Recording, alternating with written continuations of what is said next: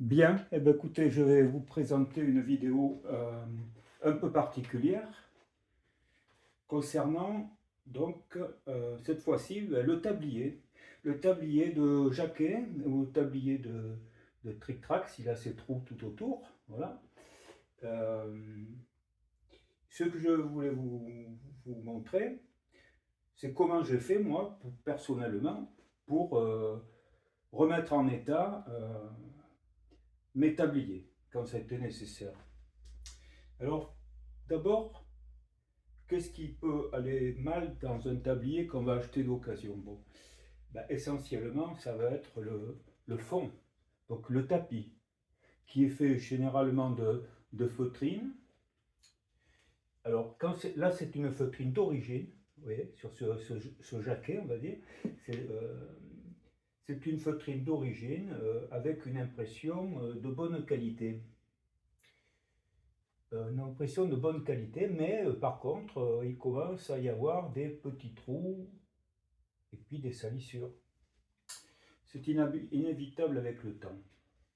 Parfois, la feutrine remonte le long, ici, sur les côtés. J'ai eu le cas, et je vous montrerai après. Alors celui-ci, non, on n'en a pas. Ce n'est pas gênant. Ce n'est pas gênant pour jouer. Bon, c'est pour éviter le bruit lorsque les dés viennent frapper contre les parois. Lorsqu'il y a du feutre, ça fait moins de bruit. Mais c'est pas très gênant pour jouer. Donc voilà.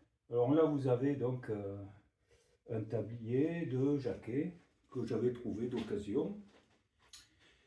Et puis, je vais vous donner les dimensions. Alors, je mesure. Voilà, j'y suis. Les dimensions de ce tablier. Donc, ce qui nous intéresse, c'est l'intérieur, c'est le tapis en lui-même. Donc, si je prends ici dans la largeur, on va dire, la largeur d'une première table, comme ça. Bon, ben là, par exemple, vous voyez, il y a 33. Il faut bien retenir ça, 33. Parce que les tabliers que vous allez trouver, lorsqu'ils sont des tabliers, on va dire, standards, assez classiques, les tapis auront donc une largeur ici, entre flèches, d'un point à l'autre, extrémité, mais on met toujours un petit peu de chaque côté, vont faire 32. Là, ça fait un petit peu moins de 32. De flèche à flèche, vous avez 32. Très bien. Et donc là, il y a 33, donc ça fait un petit peu plus. Et lorsque vous mesurez ici, alors dans la longueur, ici, vous avez 48,8 ici. Je prends ailleurs, hein. 48,8. Bon, eh bien, ce qu'il faut savoir, c'est que les tapis que vous allez trouver dans le commerce font 48. Donc, vous voyez, ici, de flèche à flèche, c'est un peu plus petit, vous avez 47 à l'origine. Hein. Mais ils font 48. Ce qui amènerait les flèches quasiment à toucher le bout, l'extrémité. Ce qui n'est pas gênant. Au contraire. Voilà, c'est ça. Donc vous voyez, donc ici, vous avez 33 sur 48,8. Mais comme je vous dis, les tapis de flèche à flèche, bord à bord, ici et ici, vont faire 32 ici. Vous verrez, vous trouverez ça sur internet. 32 et d'ici à ici, vous allez avoir 42.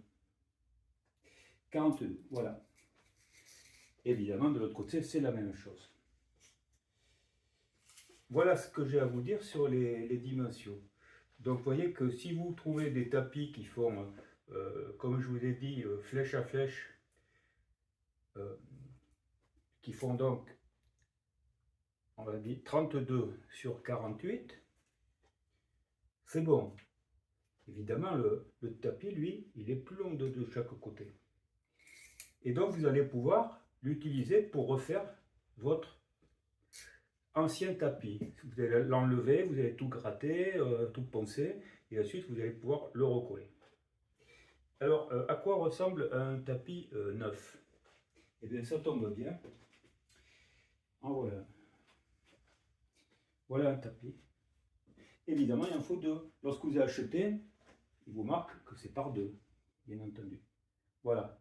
Alors, ce tapis, sur la feutrine, ça fait pas mal d'années que je les ai. Je les avais achetés donc un magasin à Bordeaux, un magasin qui a fermé. J'en avais acheté 2 paires. J'en ai utilisé une et je vais vous montrer comment je l'utilise. Par contre, c'est ça qui est intéressant. Et là, vous avez donc... alors, celle-ci, je vous dis, ça fait quand même des années. Hein, donc, je ne sais même pas encore remesuré. Voilà. Bon, mais écoutez, là, vous avez 31. C'est-à-dire que vous avez 31, c'est à peu près comme j'ai à l'origine ici.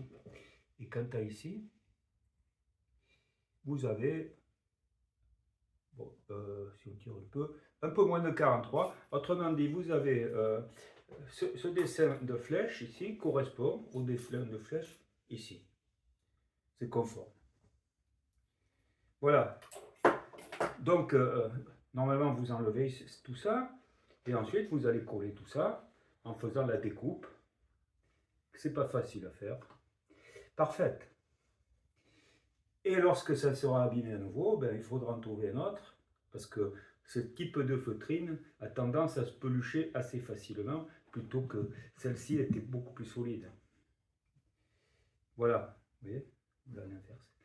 Alors l'autre solution, bien sûr, j'aimerais bien moi pouvoir trouver.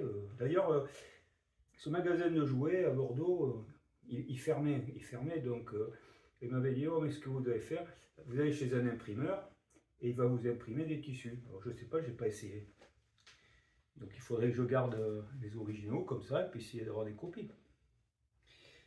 Je ne sais pas, je ne connais pas. Je ne me suis pas intéressé de trop près à ça. Bon voilà, donc effectivement, donc autrement, il faut acheter de la feutrine de qualité. Voilà, sur un site sur le Bagamon, un site de Bagamon de luxe, en cuir, etc. Il parle de l'utilisation d'Alcantara, qui est quasiment inusable d'après ce que je comprends. Bon là c'est intéressant, parce qu'à ce moment-là, si c'est inusable, on peut le coller. Bon, mais par contre, c'est vendu assez cher, puisque la paire comme ça est à 95 €, si je me souviens bien. 95 € en Alcantara. Mais bon, moi j'aimerais bien l'avoir avant d'acheter. Bon voilà, donc vous voyez, vous enlevez ça et vous remettez ça. Donc si vous trouvez, par exemple, celui en Alcantara, il est bien marqué 32 sur 48. 32 sur 48, il n'y a pas de souci, ça rentre. Ça rentre, et ça rentre très bien. Les dimensions, c'est pas fait au hasard. Celui-ci, je vous dis, est un petit peu large, mais c'est pas grave. Normalement, vous devez pouvoir entrer 6 dames. Normal, hein.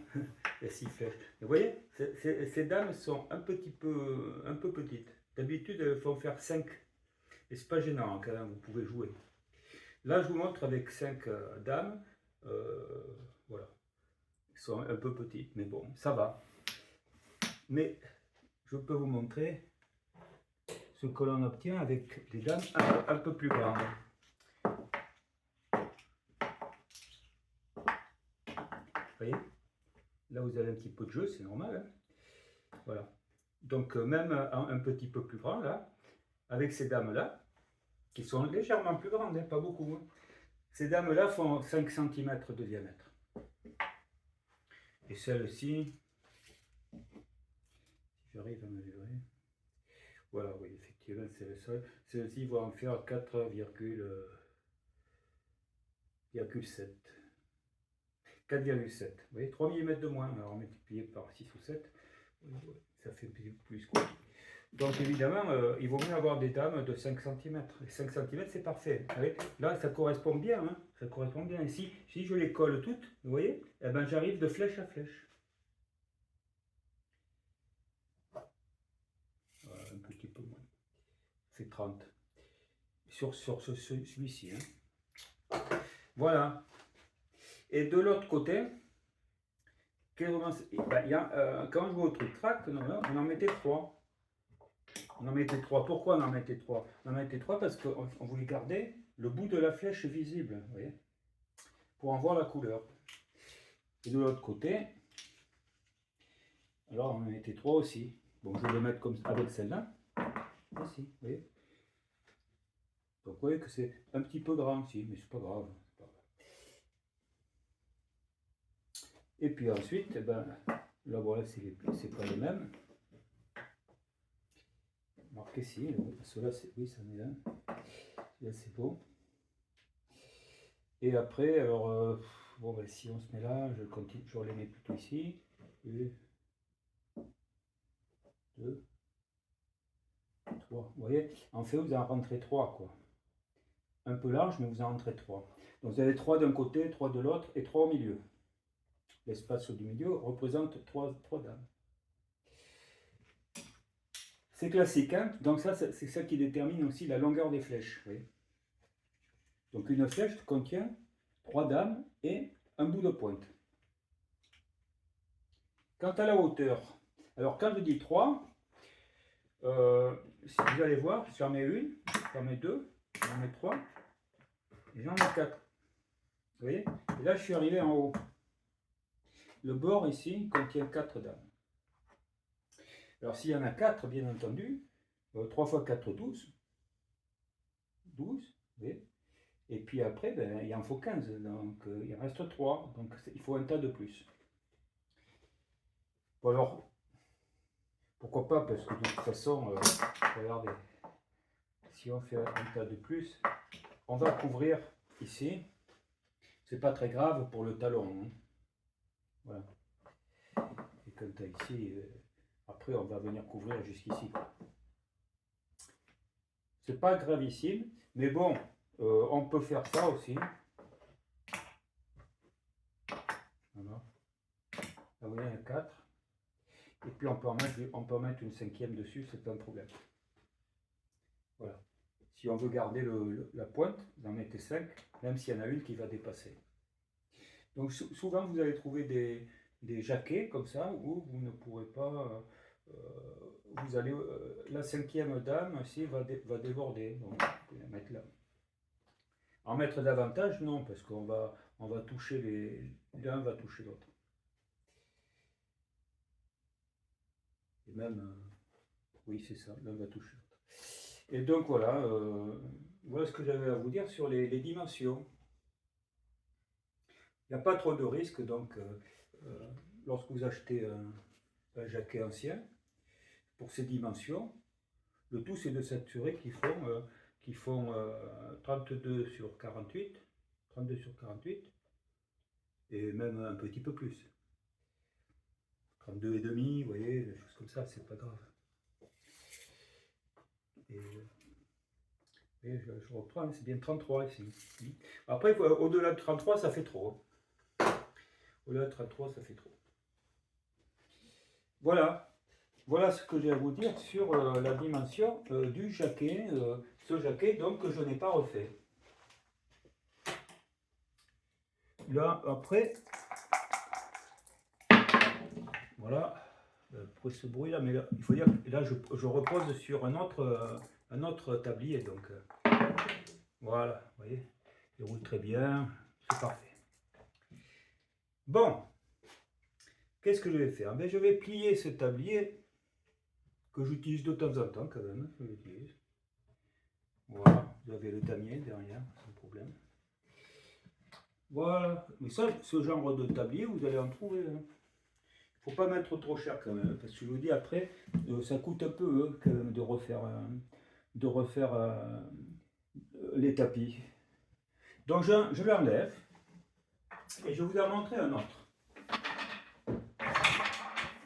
Voilà. Alors je vais vous montrer quoi?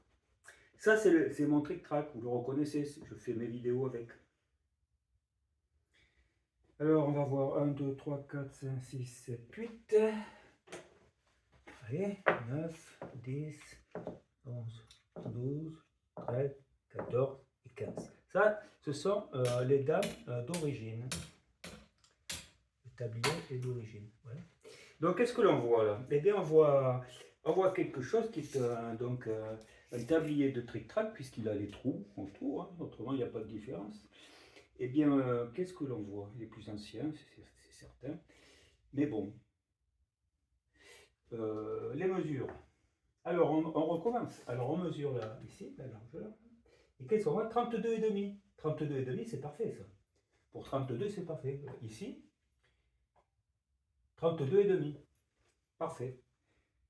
Et alors, si je mesure dans cette longueur, je mesure 48,2 et 48,2 ou 3. Voilà. C'est parfait. Du moins qu'il y a 32 sur 48 avec un petit peu plus, c'est bien. Tant mieux. Eh bien, écoutez, on est content. Donc, vous voyez, déjà, j'ai deux tabliers qui peuvent, dans lequel je peux mettre les mêmes tapis. Voilà. Le tapis que vous voyez ici, eh bien, c'est celui que j'ai mis il y a déjà beaucoup d'années. C'est celui-ci. Alors, vous voyez qu'il était beaucoup plus vert. Je ne sais pas si ça se voit bien avec la caméra. Vert, les couleurs sont plus brillantes. Il a vieilli, mais ça va. Mais il peluche un peu. De temps en temps, vous me voyez faire ça, quoi. Voilà. Vous voyez? Bien, alors, donc celui-ci, on peut se dire que je l'ai, donc, puisque c'est des tapis que j'ai mis moi-même, que je l'ai donc rénové. Ah. Alors, comment est-ce que je fais pour... Est-ce que j'ai collé les tapis? Non, je n'ai pas collé les tapis parce que je n'ai pas envie de les coller. Alors maintenant, je vous montre un troisième. Voilà. Donc encore c'est un tablier comme on a vu tout à l'heure, hein, c'est un jaquet. Vous voyez? Alors celui-ci, je l'ai débarrassé complètement du tapis. Il n'y a plus les deux tapis, je les ai enlevés et j'ai gratté, j'ai poncé. Vous voyez? Non. Il y avait même des petites pentes ici pour glisser le... Pas très pentu, hein, attention. Et pour pouvoir donc ensuite venir coller. Parce que celui-ci, il était collé jusqu'ici. Oui. Là, j'ai tout enlevé. Et donc prêt à être rénové. Alors je mesure. Et bien regardez là. 32,4. C'est pas beau? 32,4. Ici.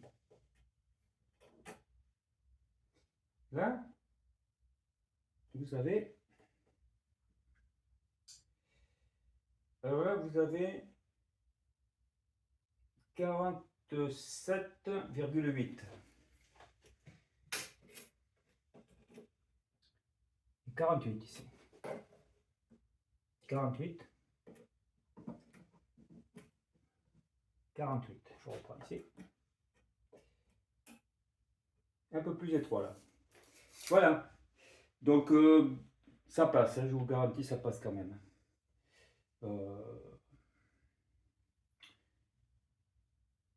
Donc surtout que quand je vous ai montré ces flèches, que vous trouverez aussi, hein, ce style de flèche, faites bien attention hein, au 32 sur 48 quand même. Eh bien ici vous voyez, c'est un peu droit, donc si on va à toucher, bon elles vont toucher, peut-être qu'elles vont être un petit peu mangées ici, à peine, hein, d'un demi-millimètre. C'est pas grave. Comme ça. De toute façon, je vais vous montrer après ce que ça donne. Ah ben oui, non, non, même pas. Ouais, c'est bon. Il rentre très bien, vous voyez.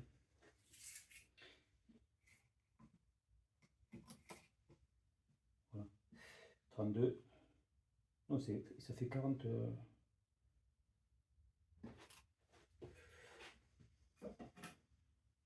32.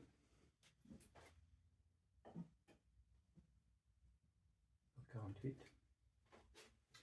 Donc ici, les flèches, lorsque vous les achetez comme ça, elles font, je reprends, font 30, 31, 31. Et dans ce sens, ici, elles font 43. Elles font 43, 43. 43, oui. 43 pour 48. Quoi. Donc ça va très bien. Il y a un petit peu de vert de chaque côté. Dans la fabrication en Alcantara qu'on trouve sur internet, qui est un peu cher, il n'y a pas de base ici. Ce sont deux pointes qui s'avancent comme ça. Donc vous voyez, c'est encore plus, ça pose encore moins de problèmes. Allez, ça passe tout ça. On continue. On va revenir dessous. Et je reviendrai à celui-ci.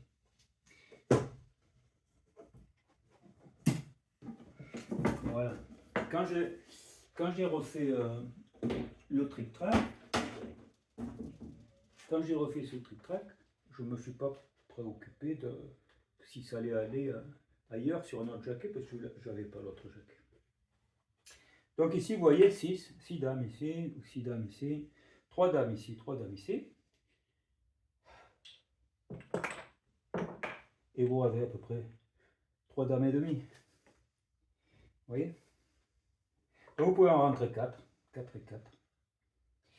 Mais ensuite, le mieux c'est de maintenir 3 maximum. Vous pouvez. Et la hauteur. Alors la hauteur, 1, 2, 3, 4. Vous voyez? 4 ici. Par contre, sur ce trick-track, il est plus profond. 4. Et même la 5e, vous voyez, elle tient quand même. Mais au départ, le tapis n'était pas prévu. C'est un tapis que j'ai rajouté. Alors, c'est pas l'épaisseur du tapis qui va beaucoup y faire. Hein. Sauf que, vu ce que j'ai fait, ça joue beaucoup. Et donc voilà. Nous y voici, nous y voilà. Donc les voilà. C'est très agréable. Hein. Vous entendez, hein. C'est parfait ça. C'est parfait. Vous voyez? Excellent. Là, oui, ça marche très bien. Voilà. Ça fait pas trop de bruit. Et c'est la raison pour laquelle j'ai mis ces tapis. Alors, comment j'ai fait pour ces tapis? Allez, allons-y. Donc, regardez bien. Je tourne là. Et voilà. J'ai déjà dû vous montrer. Donc, voilà l'origine. Et voilà les tapis que j'ai rajoutés. Ici, avec tapis, ici, sans tapis. Et maintenant, vous voyez. Alors, j'ai 1, 2, 3, 4 et 5, vous voyez. Ça rentre encore un peu mieux. Mais c'est pas très gênant. Hein. Alors là, vous voyez, donc à l'origine, les flèches étaient assez étroites. C'était très, moi, je trouvais ça très très bien. Je trouve que c'est mieux. Bon, là, quand c'est comme ça, avec ces flèches ajourées comme ça, qui étaient brodées au départ. Hein. D'ailleurs, si vous avez quelqu'un qui sait broder, vous pouvez toujours faire broder avec les machines, faire broder les flèches. Hein. Ça sera encore mieux. Hein. Sur du bon feutre, hein, du feutre qui ne va pas pelucher. Ça, ce serait le top. Bien. Et donc, mais quand je vois les jeux de backgammon, et que j'ai l'habitude de jouer avec ces jeux-là, ici où c'est ajouré, vous voyez, c'est pas ostentatoire, les flèches, je ne suis pas gêné par les flèches, quoi. Les flèches sont là pour que c'est des repères de déplacement, c'est les cases, c'est tout. C'est pas là pour autre chose. C'est pas là pour envahir la vue, quoi. Ouais, je trouve que dans les backgammon modernes, avec des flèches qui se touchent les unes les autres, qui sont très grosses, et des fois avec des couleurs très fortes, avec des dames qui ont la même couleur, etc. C'est pas évident. Pour moi, c'est pas évident. Bon, on s'y fait, hein, quand on a commencé à jouer, on joue, puis c'est tout. Hein. Et dans ces cas-là où les flèches sont pleines, ici, eh ben, écoutez, l'avantage c'était que c'était des petites flèches très étroites, ils appellent ça des lames. des pointes, comme en anglais quand il dit point 1, 2, 3. À mon avis, ça vient de pointe. Hein. Pointe 1, pointe 2, pointe 3. Voilà, vous comprenez? Donc là, moi j'adore ça. Et bon, j'aimerais bien avoir des choses équivalentes en moderne. Hein. Ce serait très très bien. Ça. Là, on n'est pas gêné par le dessin. Voilà. Bon, ceci dit, donc voilà. Hein. Comprenez? Le fracas du tric-trac. Alors comme ça. Voilà. Donc ça va un moment quand même. Hein. Et pourtant celui-là il a beaucoup servi parce qu'il est marqué, il est vraiment énormément marqué de coups. Et c'est ça que j'aime bien aussi parce qu'on voit que c'est un tric-trac qui a beaucoup vécu. Alors comment faire donc pour mettre un tapis, puisque là j'ai même pas besoin de remplacer. Alors voilà ce que je fais tout simplement. Vous voyez, c'est de l'isorel. J'ai acheté de l'isorel dans un truc, magasin de bricolage. Le Roi Merlin. Allez hop. Et puis j'ai pris mon tapis là. Voilà, j'ai pris mon tapis comme ça. J'ai mis la colle dessous, hein. Une colle à tissu. Et puis je l'ai mis là, vous voyez. Alors je me suis embrouillé pour qu'il soit bien centré, etc., etc. Et une fois qu'il était coulé, ensuite je retournais. Et puis j'ai fait des découpes pour pouvoir le replier. Voilà, que les coins soient bien formés, soient bien tendus. C'est pas très épais quand même, mais c'est quand même un peu épais. Et donc voilà, et j'avais mis cette petite languette là. J'ai mis cette petite languette ici. Et le but c'était donc de faire comme ça. Et vous voyez, une fois qu'il était, hop, je lâchais dedans.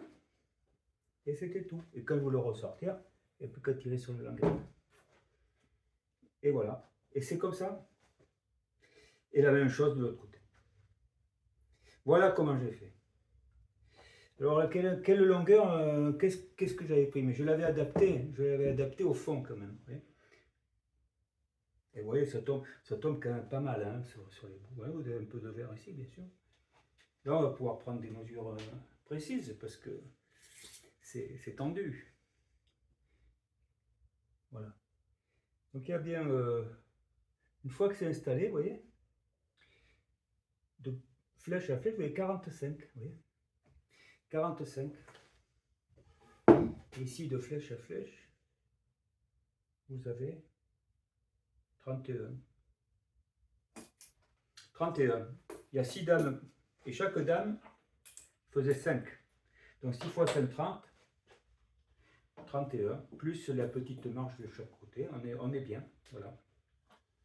Là, c'est dans l'autre sens, pareil. Donc voilà. L'idée, hein. Donc si le fond, comme je vous dis, hein, le fond, il est... Donc, au total, là, je suis sur 32. 32 et l'épaisseur du tissu quand même. 32. Et ici, je suis sur 48. Vous voyez 48. 32 sur 48. Voilà 38. C'est ça 32 sur 48. Vous mettez dedans. Donc si vraiment les 48 vont d'ici à ici, ben ça va venir toucher. C'est une évidence. Hein. Mais dans les dessins où ça se termine par des... Il n'y a pas de base ici, mais c'est des traits qui vont jusque là. Ça gêne encore moins. Voilà. Voilà ce que j'ai à vous dire. Et maintenant, nous allons revenir. Je garde ça de côté. Et je vais vous montrer ce qui se passe avec le jaquet. Alors, c'est pas celui-ci. Je vais vous montrer le jaquet qu'on a déjà vu. Voilà le jaquet. Hop, hop. Un beau jaquet. Où je veux mettre un tapis. Alors théoriquement, mon tapis devrait à peu près aller, je dis, parce que il aurait peut-être fallu le tailler un peu plus petit, parce que vous voyez, il est plus étroit. Voilà. Surtout celui-là. Donc vous voyez ici, 32. Ici. Je vais mettre d'un côté. 32. Il rentre, hein, juste. Hein. Et ici, regardez.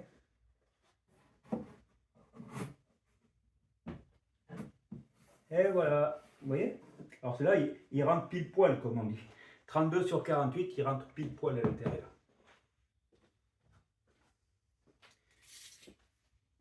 Ouais. 48. Hein.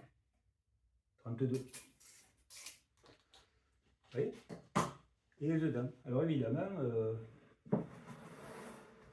il touche.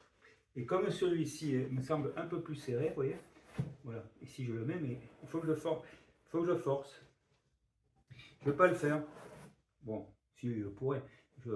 On peut, hein, si je force, il rentre, je l'ai déjà fait. Mais après, pour le ressortir, il faut prendre un couteau, etc. Donc en fait, si je refais, et je referai les tapis, je garderai celui-là, bien entendu, je ne vais pas le refaire.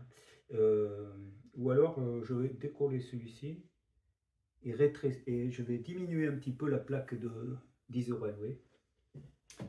Voilà. J'ai pas beaucoup besoin, hein, j'ai juste un petit coup de papier vert sur un côté, je recolle derrière et ça passera très bien. Voilà, donc vous voyez que si vous le faites pour celui qui est un peu plus serré et que vous en avez plusieurs, il pourra aller de l'un à l'autre. Voilà. Voilà ce que je voulais vous dire aujourd'hui. Je ne sais pas si ça vous intéresse, mais bon. Donc je vous le redis, hein, le gros avantage, c'est que d'abord c'est beaucoup plus facile à faire. Une fois que vous avez fait vos plaques d'Isorel, après vous n'avez plus qu'à les habiller, hein, ça se fait à l'extérieur du tablier et ensuite c'est une pièce mobile. Donc vous pouvez un peu la nettoyer comme ça, nettoyer le fort. Et puis si un jour où il est abîmé, vous enlevez votre tissu de la plaque d'Isorel. Et si quand vous en avez d'autres tapis neufs, ben vous les remplacez. Et votre tablier, vous n'avez plus besoin de vous embêter avec ça. Voilà. Je ferme. Pareil, tout ça, ça vient d'eBay, hein, ça vient de eBay. C'est tout, hein. Voilà, ici, les fermetures sont sur les côtés. Ça, c'est un... C'est chouette. Hein. C'est un tablier, mais il est peint. Vraiment, c'était pas cher. Hein. De toute façon, je vous dis, hein, pour changer un tapis, ça coûte quand même. Hein. Ça coûte quand même. Donc il ne faut pas mettre trop quand même. Il ne faut pas mettre trop. Je range.